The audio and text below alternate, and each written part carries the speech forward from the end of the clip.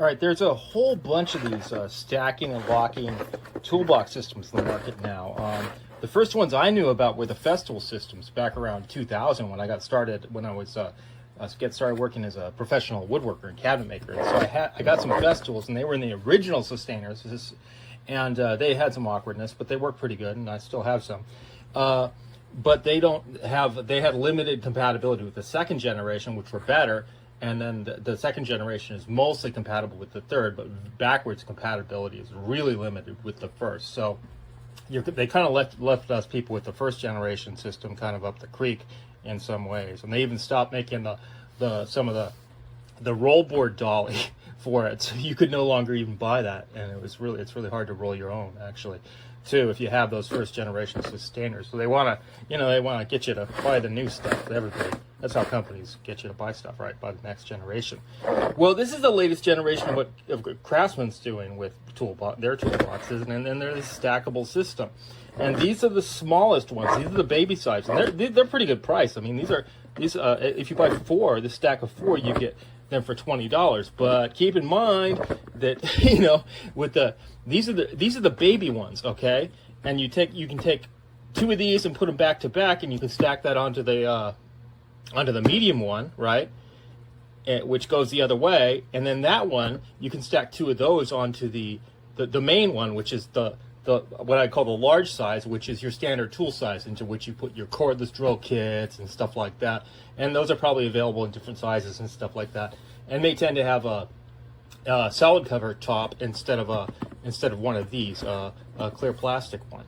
Now the advantage of one advantage of these is that they not only stack on the bigger ones, and then there's the extra large ones, which the large ones stack on, but you can't stack 2 large ones on top of the extra large ones because they're not that much bigger.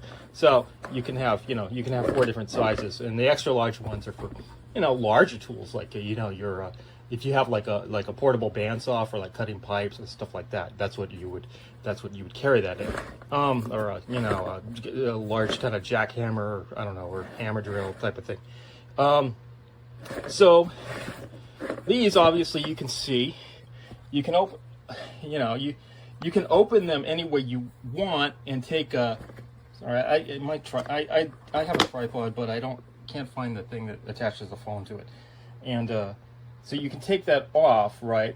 But you can't. But it's going to fall off. So, it just pops up. So unlike, say, the festival system, the newer festival systems, you can just open it up anywhere you want, and the ones on top will stay locked on, which is pretty interesting. But of course, you're going to pay a premium price for that because they're some of the most expensive in the market, that were targeted more at professional woodworkers like I was than at tradesmen or hobby guys who just with their tools. And so Craftsman and all these other brands have made these hobby grade stuff, and now more manufacturers are making these kind of industrial ones, like Milwaukee, and all the ones that have come after. So you have those heavy duty ones, and Craftsman makes one of those too, and this one's called the Versastack, which is the kind of lighter duty, and it's compatible with the let's see, what this is. I wrote it down, with the Tough Stack, which is a heavier duty thing targeted at tough construction sites, which would tear the Festool cases apart, or some of the other lighter weight ones that are still pretty cool if you're in a workshop but not abusing stuff, and not dragging it around over rough ground and stuff like that. So these are, I would say, these are more robust than the sustainer system, than the Festool sustainer system, and they're more they're cheaper too. These are really cheap, but of course, okay, the prices are going to go up, and they're going to get you into the whole system, right? And that's the idea, to trap you into your system. It's not compatible with any other, so you stick with the one you have. All right. So as you can see, it comes unlocked, but this locks with one latch, which is cool because a lot of them require 2 latches, and on the first generation Festool, you had to close 4 latches to lock it to the one up, and then you couldn't open anything. You have to just undo all those 4 latches to take one to separate the stack anywhere, and take that off. So I just grabbed some things and stuck them in here just for demonstration. So, but there's some caveats here, right?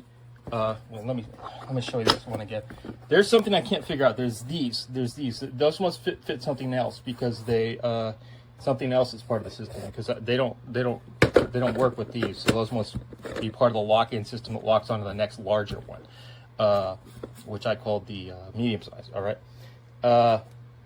So you got those, and you know, here's one thing. Obviously, you can see through the top of these because they're the clear ones, and some of the larger ones aren't necessarily clear top. They've taken a different approach. Now, a drawback of these, if you want to store smaller parts, let's look at this one. You can see that they have these divider things, both top and bottom, but you can also see here that the top is as deep as the bottom. So what that means, if you pack it full of stuff, when you open it, your stuff is going to spill all over the place. It's going to be really hard. So what you can do is you can put dividers in both the top and the bottom, and then you can put a sheet to keep them separated. Or I don't know what you do. It sounds awkward. It's not really good. I don't think it's a great design. You really only have half the depth capacity that you think you have. So that's what you have in real depth. But if it's something like this, yeah, of course, it doesn't matter because it's not a whole bunch of little parts that could go all over the place. But you can't really see really what's in there from the sides unless you're really familiar with it, which is all right. And they're probably maybe a bit more durable, and they've got all these. That's just hinges, but you know it's pretty cool. But you can see that through the sides, and of course you can turn them upside down if you want a better view of what you put in there in case you forgot. So that's cool.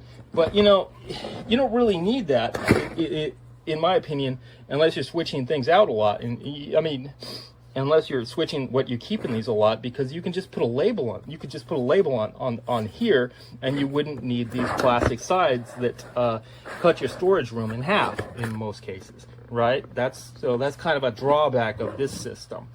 And you can see you can see clearly that I can see what's in there, right? Because I'm familiar with it and I know what it is.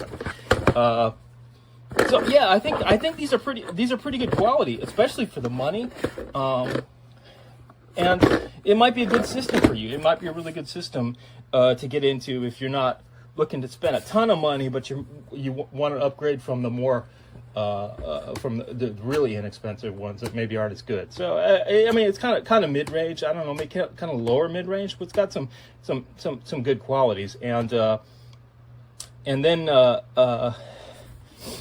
so you know, I'd look at other systems too, and like you know, if another system has you know, qualities that are really important to you, like you know, drawers or you know, some things like the Festival has or the Milwaukee has some different features that are kind of more unique to their brand, then you might want to spend some extra money on something that's kind of, you know, a little more upmarket, because you know it's you know, I think it's worth investing in it, but it's not worth it for everybody. Another thing is, I know of at least one brand that sells a set of that sells their own brand that you get, and with that you get two of these type of things, and then I mean, you get, I don't know, 3 or maybe even 5 pieces in a set for like $25. So it's not a new idea, but again, it has the same problem, is that it has these half of it is lids, so you lose half the storage area.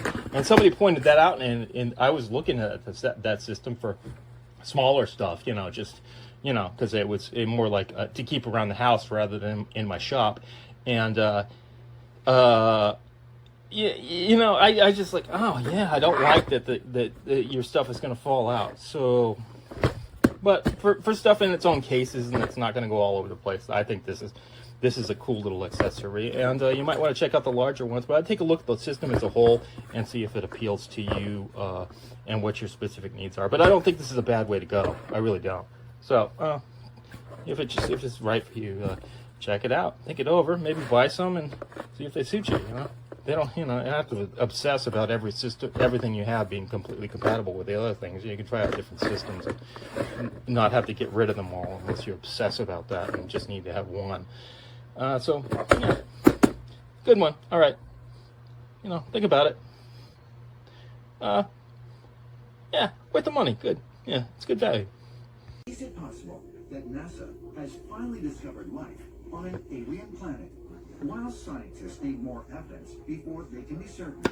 The presence of dimethyl sulfide suggests this is a strong possibility. If proven true, the next question is, are these life forms intelligent? Could it be this can be corroborated? Well, there you go.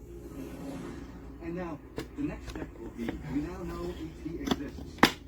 Number 2 will be, not only do we now know, it's in here. We are right on the edge with our modern day technology that we might find life on another planet in the next few years. We might even find civilizations that have sprung up on the